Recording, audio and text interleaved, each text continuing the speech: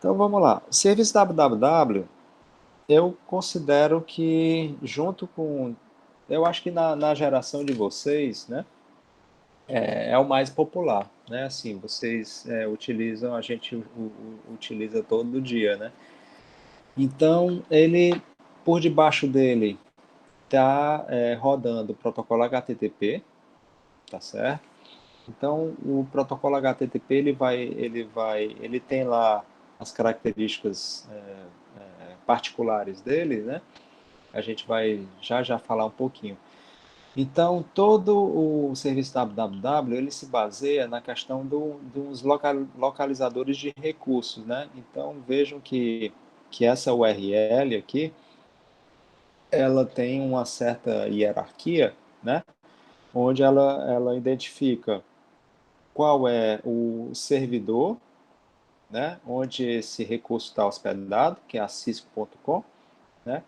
E ele identifica também qual é o recurso que você vai buscar nesse servidor, que no caso aqui é uma página HTML.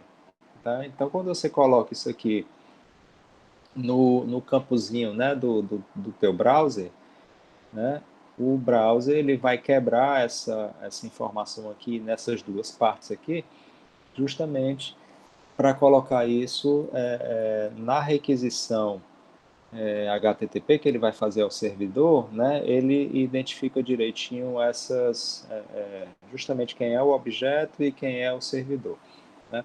Então, uma página web, quando vocês, né, visualizam uma página web num browser, ela é composta por diferentes objetos, né? Tem a parte de texto, que está localizada ali na página HTML, né, no objeto HTML daquela página, e tem também outras coisas, né, tem figuras, né, pode ter vídeos, etc. Então, esses objetos, por exemplo, uma figura JPEG, né, um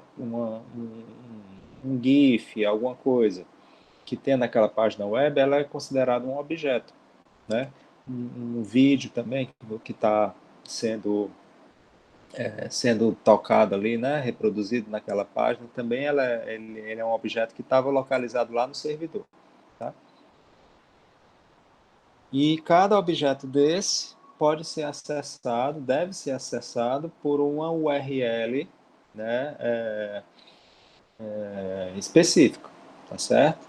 Então, mas muitas URLs elas ficam escondidas no servidor, ou seja, você não sabe o caminho dela, né? Às vezes você sabe o caminho da URL principal, que é a página HTML principal, mas quando isso chega lá no servidor, o servidor tem lá, né, guardado também URLs dos diferentes objetos que compõem aquela página. Então, ele ao fazer a transmissão da página mais os objetos, ele consegue resgatar isso direitinho. Tá? Então, pronto. O navegador, né, o seu browser, ele interpreta três partes da URL, né? O protocolo está sendo usado, né, no caso o HTTP, o nome do servidor e o nome do arquivo específico. Tá? Então, o protocolo HTTP, ele precisa necessariamente também fazer um trabalho, colaborar, né, com o protocolo DNS, tá, que a gente vai falar em seguida. Né? Então, quando ele fala que o navegador consulta um servidor de nomes, é justamente porque ele precisa utilizar o DNS para pegar o nome da, do, do servidor que você colocou, www.cisco.com, para transformar isso para um endereço IP. Tá? Então, para a sua máquina conseguir, que é o cliente, né, conseguir estabelecer uma conexão com o servidor www, servidor web, você precisa do endereço IP daquela máquina servidora. Mas você não tem esse endereço IP, né? Você não tem um endereço numérico dele, né? Você só sabe o nome comercial, por assim dizer, daquele servidor, daquela empresa. Então, o que você coloca lá no browser, né, é esse nome conhecido. né? Então, quem vai fazer essa transformação, né, ou essa tradução para o endereço IP é esse serviço de nomes aqui, que seria o DNS, tá? Então, uma vez que você consegue essa informação do endereço IP do servidor, você consegue estabelecer uma conexão TCP, tá? Então, o HTTP, como eu falei para vocês, ele embaixo dele ele utiliza o TCP. Então, ele precisa abrir uma conexão TCP e só depois que essa conexão TCP está aberta, ele é capaz de utilizar realmente os comandos do protocolo HTTP para fazer essa comunicação com o servidor. Então, esse comando GET aqui é um comando que o seu cliente, o seu browser, né, ele cria uma mensagem GET, né, uma mensagem que é pré-determinada pelo protocolo HTTP, que tem uma sintaxe própria dela, né, e essa mensagem GET é essa mensagem que nasce na aplicação e precisa ser encapsulada pela sua pilha de protocolos para ser transmitida em direção ao servidor, né? E essa mensagem GET, quando ela é transmitida e ela é recebida lá no servidor web, quando ela é desencapsulada pela pilha de protocolos do servidor e o servidor consegue enxergar, né, essa mensagem GET, ele diz, opa, essa mensagem GET eu conheço, eu sei o que ela significa, né? Ela está no formato correto, né? Ou seja, o cliente que está querendo se comunicar comigo fez tudo direitinho, ele formatou a mensagem toda direitinha. Eu consigo ver aqui que o nome do servidor, né, sou eu mesmo. Eu consigo ver aqui o arquivo que ela está solicitando. Esse arquivo eu também tenho. Então eu vou, tá tudo ok, eu vou responder, né?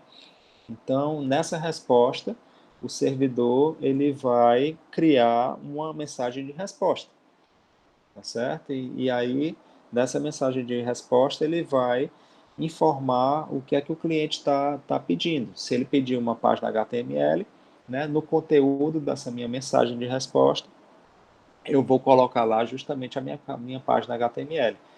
E aí eu vou pegar essa minha mensagem, né, passar para a minha camada de transporte. Essa minha camada de transporte, ela vai segmentar essa minha mensagem. Então, se a minha página HTML ela é muito grande, ou ela tem muitos objetos, né, essa minha mensagem vai ser quebrada em partes menores, mas a camada de transporte vai se responsabilizar por fazer essa quebra, por pegar cada pacote desse e transmitir lá para o meu cliente. Tá certo? Então, esse conjunto de pacotes de resposta, né, voltam pela internet, né, até chegar lá no meu cliente. E aí o meu cliente pega tudo isso, né, o TCP ele vai se responsabilizar com que cada uma dessas partes chegue corretamente, ele vai se responsabilizar com que tudo isso chegue na ordem correta, né, e vai entregar para a minha aplicação tudo bonitinho. E aí, a minha aplicação cliente, quando receber, né, o browser, quando ele receber essa mensagem de resposta, pela forma como ele foi implementado, né, ele vai saber exatamente como colocar isso na tela do computador para eu poder ver a página web que eu queria, que eu tinha requisitado. Ok? Então, é assim que funciona. Aí tem umas figurinhas aqui que vocês podem ver com mais detalhes e tudo mais. Então tem aqui todo o formato da resposta. Tá? Deixa eu ver se tem um formato aqui da requisição. Não tem. Mas o formato da resposta, essa primeira linha aqui é justamente a linha de cabeçalho que eles chamam, né? Então ele diz, o servidor, isso aqui é um formato de resposta, tá? O servidor ele diz qual é a versão da HTTP que ele está usando, né? Ele bota um código da mensagem, né? 200 ok, dizendo que código 200 é dizendo que deu tudo certo, né? O ok é confirmando que ele recebeu a requisição e está mandando a resposta. Essa data aqui é a data em que essa mensagem de resposta foi criada, ok? Não é a data de atualização da página web, tá? É a data de criação da mensagem de resposta. Ele diz qual é o servidor, o tipo de servidor que está hospedado essa página, né? Que é um Apache, é um Unix, é um Red Hat, né? Esse last modified, ele diz qual foi a data de criação ou de modificação da página web, certo? Então, ela foi em 8 de janeiro de 2003, né, uma quarta-feira, nesse horário, foi a última vez que essa página web foi modificada. Então, essa informação aqui é interessante porque tem muitas vezes que muitas organizações, elas fazem uso de caches da web, tá? Caches são proxies, ou vocês podem também encontrar por aí o termo proxy, né? Web proxy. Deixa eu anotar aqui para vocês verem. Proxy Web Cache, certo? Que são máquinas, servidores web que você coloca na sua organização, por exemplo, para facilitar a navegação na internet, para deixar ela mais rápida, certo? Porque então esses caches eles ficam como se fosse um substituto do servidor web principal, mas que você usa para ir carregando páginas que você usa muito frequentemente, certo? E facilita a tua navegação, deixa ela mais rápida, porque você não precisa fazer a solicitação para um servidor que está distante. A sua organização primeiro ela checa se a página ela está atualizada no teu cache, né? Se ela tiver atualizada, o próprio cache já te responde. Então, como ele está mais próximo de você, a sua navegação fica bem mais fluida, né? E se ele não tiver atualizado, aí sim o cache vai buscar a página web no servidor principal. Então, essa informação aqui da data e da hora que a página web foi atualizada, o cache ele usa isso aí, tá? Para justamente comparar se a versão que ele tem é a mais atual ou não, tá? Porque se for a mais atual, ele não precisa ir buscar. Se estiver desatualizada, aí ele vai buscar e atualiza. Aqui tem outras coisas aqui que eu não vou saber o que mas tem aqui o conteúdo da mensagem, o tamanho, né? 438 bytes. Ele diz aqui se essa conexão TCP deve ser fechada ou não, depois da transferência desse objeto. Então ele está dizendo aqui para fechar, né? Ele está dizendo que é uma página HTML, certo? E aqui começa a parte do conteúdo, né? Então, o conteúdo da mensagem HTML ele vai estar reproduzido aqui nessa parte aqui da mensagem. Então, veja aqui que tem um título e tem um corpo aqui do HTML, né? Que é justamente aqui que nessa mensagem de resposta, o conteúdo do HTML vai sendo colocado aqui. Ok?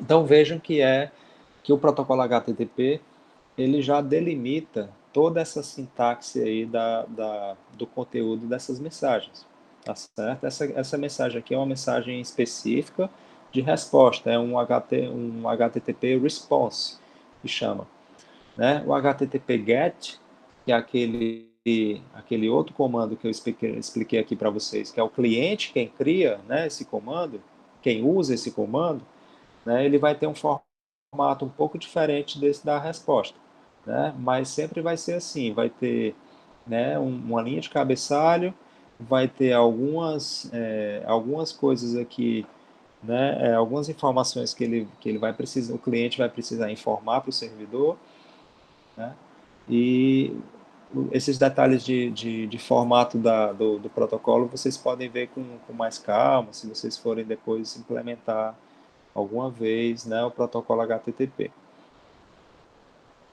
Então vamos mais rápido aqui. Então, o HTTP usa o TCP, como falei para vocês, ele é um protocolo de requisição e resposta. Então, os clientes, eles requisitam, fazem requisições HTTP e os servidores, eles respondem ao HTTP. Então, vejam que isso aqui é independente do sistema operacional que vocês estão usando, né? Esse cara pode estar no Windows, no Internet Explorer, esse cara pode estar no Firefox, no Linux, o servidor pode ser um Apache, né? Mas como eles falam a mesma língua, que é no nível de aplicação, que é o HTTP, né? Isso aí não vai ser um impeditivo, tá? Essa figurinha aqui, ela é importante que ela mostra algumas coisas interessantes aqui para vocês saberem. Como eu falei para vocês, o HTTP ele precisa do TCP rodando embaixo dele, né? Então ele precisa, antes de mandar a primeira requisição, o cliente está aqui, né? O servidor está aqui. Antes do cliente mandar a primeira requisição GET dele, ele precisa estabelecer uma conexão TCP, né? E como vocês vão ver na unidade 3 da camada de transporte, o TCP, ele utiliza o que a gente chama de three-way handshake, que é como é que é em português? É a apresentação de três vias. Deixa eu botar aqui. Three-way handshake. Isso aqui é do TCP, tá? Apresentação de três vias. São três mensagens que são enviadas entre cliente e servidor para abrir essa conexão TCP. Então, são justamente essas três aqui, ó. Uma, o cliente manda, o servidor responde, e o cliente manda de novo uma confirmação. Então, essas três mensagens aqui foi para abrir, propriamente dita, a conexão TCP, né, dos dois lados, ok? E a partir daí, o cliente ele pode fazer a requisição GET, mas ele não precisa mandar o GET ao final das três, não, tá? Ele pode mandar o GET bem aqui nesse ponto. Então, ele aproveita essa terceira via do TCP para já, junto dessa terceira via, ele também já manda a requisição GET da página, ok? Então, uma vez que essa requisição GET ela é formada aqui, né, ela é criada e o HTTP manda, quando o servidor recebe essa mensagem GET, ele é capaz de criar uma mensagem de resposta, que é aquele HTTP response. Então, a mensagem de resposta ela é criada aqui, né? E no corpo dessa mensagem eu já coloco o arquivo HTML que esse servidor vai enviar. Então, esse arquivo HTML, como ele pode ter objetos, ele pode ter um tamanho maior. Então, por isso que essa linha aqui ela é mais grossa. Essas linhas aqui são mais finas, porque são só mensagens curtas que são transmitidas.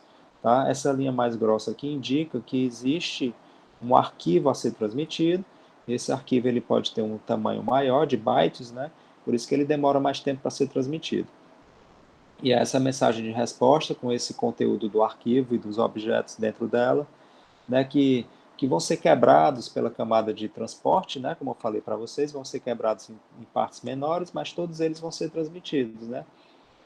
E aí todos eles chegam e todo o arquivo aqui é recebido no browser do cliente e o cliente pode colocar isso, o browser vai colocar isso na tela, né, do smartphone ou do computador. Mas eu queria mostrar para vocês também um outro conceito, que é esse RTT, tá? Importante vocês saberem o que é esse RTT, que é RTT, Round Trip Time, né? O tempo de viagem, né? Tempo de viagem de ida e volta. Round é uma volta, né? Então, o que é esse RTT? Porque aqui é o eixo do tempo aqui para baixo, tá? Então, o RTT, ele é medido daqui para cá, ó. Tá vendo? Um RTT é isso aqui. Foi o tempo em que uma mensagem foi criada no cliente, chegou no servidor e a resposta chegou de volta. Né? Então, tempo de ida, tempo de volta. Né? Então, é um RTT. Por que esse RTT aqui é importante? Porque, como vocês sabem, a internet ela é uma rede comutada por pacotes, certo? Esses pacotes, quando eles viajam pela internet, eles podem seguir rotas diferentes, certo? Então, por essa característica dinâmica da rede da internet, esse RTT ele pode variar. Uma requisição que você manda, se a rede estiver congestionada, esse RTT ele vai ser mais longo, ele vai ser mais demorado, porque até a requisição chegar e a resposta voltar, se a rede estiver congestionada, esse RTT vai ser maior. Se a rede estiver livre, leve, o RTT vai ser menor. Tá?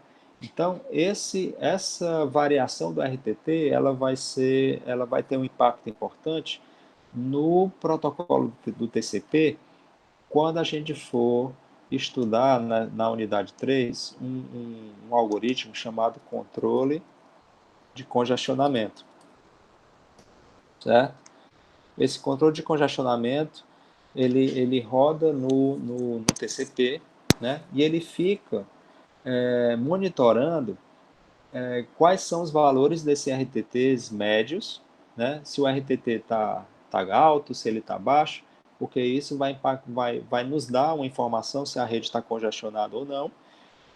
E o controle de congestionamento, sabendo dessa informação, se a rede está congestionada ou não, ele vai tomar algumas ações.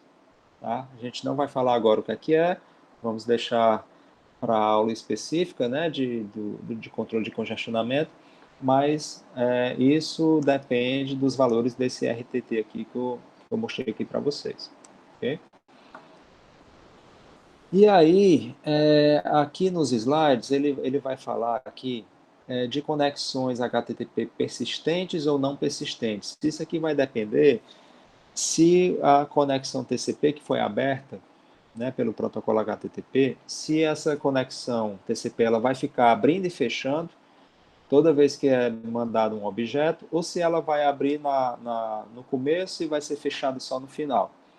Tá certo? Então, aqui ele explica direitinho qual é essa diferença.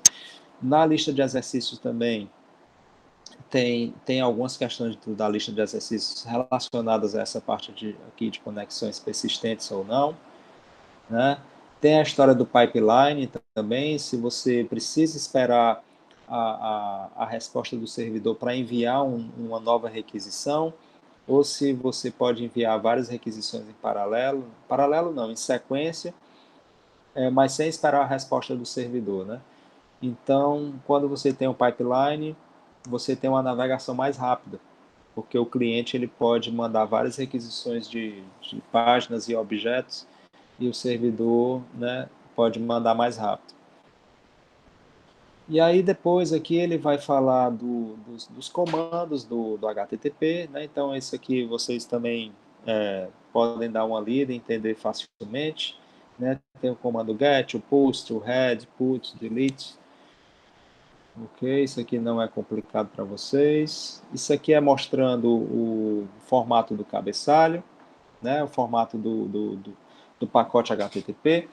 Então, aquele exemplo que eu mostrei para vocês, né, aqui está mostrando também, né?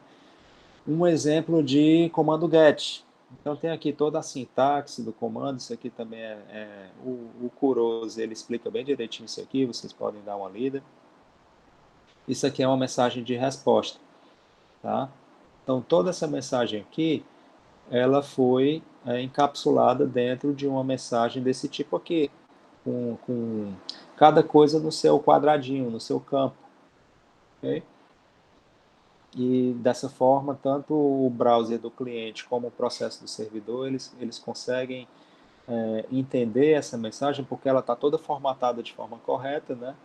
E aí o software, ao ler essa mensagem, ele consegue tirar daqueles cabeçalhos todas as informações que eles precisam, né? Tanto eles tiram como eles colocam nos campos as informações. Agora, aí tem o HTTP seguro, né? Porque o HTTP original da forma como ele foi implementado, ele não tem nem a parte de confidencialidade, né, porque não é aplicado nenhum tipo de criptografia para poder esconder os dados que são transmitidos, né, naqueles pacotes, é tudo em texto claro, como a gente fala. Já o HTTPS não, o HTTPS você tem o uso de certificados, de certificados digitais, tanto do lado do servidor como do lado do cliente. Então, existe uma troca de certificados que ali ele vai estar identificando que vai ser usada uma criptografia, né? Ou seja, as mensagens de requisição que saem do cliente, elas não saem em texto claro, elas são criptografadas, né?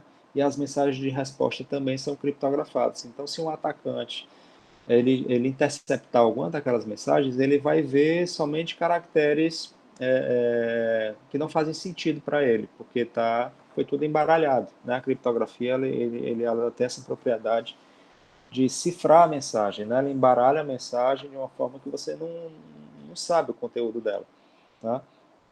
Então, o HTTPS, ele tanto implementa a questão da confidencialidade, a mensagem fica confidencial, como ele também implementa a questão de autenticação, ou seja, você tem certeza que o servidor que você tá acessando é justamente aquele servidor daquela organização que você quer acessar, né? Por quê? Porque o certificado dela prova, né, que ela é realmente quem ela diz ser.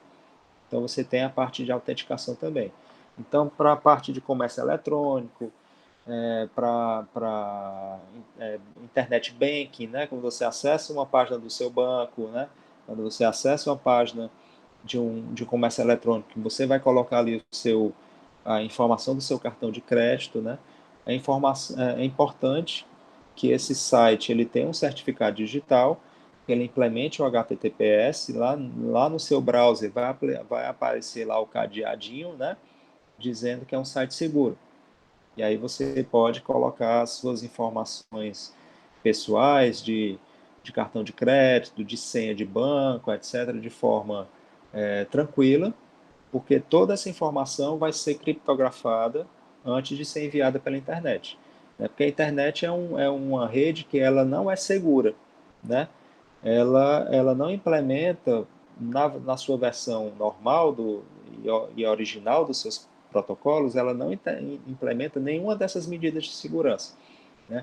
Tudo isso é feito pela camada de aplicação, né? E algumas versões de protocolos das outras camadas que implementam coisas de criptografia. Então, por exemplo, na camada de transporte, você tem ali na camada de transporte, né, protocolos específicos que implementam segurança, o SSL, o TLS. É quando você vai para o DNS, você tem a versão normal do DNS, você tem a versão segura do DNS que implementa também criptografia. Quando você vai para o IP, você tem a versão normal do IP e você tem a versão segura do IP, que é o IPsec, que você implementa um túnel criptografado entre dois hosts, entendeu? Então, sempre é assim. Na internet tem a versão básica, os protocolos, quando você não se preocupa com confidencialidade, com autenticação, etc. Mas também tem as versões dos protocolos seguras, quando a sua aplicação necessita desses requisitos de segurança.